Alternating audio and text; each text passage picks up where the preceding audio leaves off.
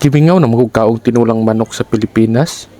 Tangigi nga kinilaw o lato nga kinilaw. Sumao to nga ako dayong giluparan padung ko sa Pilipinas. Naglikwat kog ticket o atong masuta dito kung tinuod na bagyo nga ni-upgrade na ang mga timplada. Diri na to mahibaw-an kung tinuod na bagyo. Kaya ang Pilipinas kuno number 1 nas mga timplada sa tibuok kalibutan. Sumao to nga naataron sa kahitasan karon nagluta-lutos panganod ni daguok na kong tiyan kay lami na gid kay ikaon.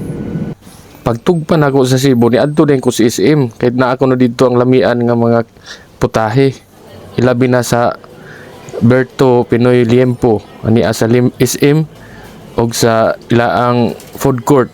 So nag-order dayon ta sa atong tinulang manok, kinilaw nga tangigi ug lato nga kinilaw. Banata naton ibay. Ug karon, first bite mga kawitik, kalami sa kinilaw oy. Murag yung tayam-tayam akong mga dila. Kay gimingaw kay kaon ani ang mga putahe sa Pilipinas.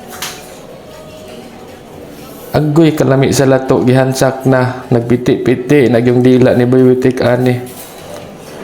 Ug samtang sige kog hungit, sige pog labay-labay ni mga tao diri sa SM. Kumana siguro nagkaon lamia sa kuan oy, paa sa manok kanay kamunggay. Kung pag-abot sa pipila ka gutlo murag gitawag muli ang paa sa manok bukog na habilin hapyag kaayo.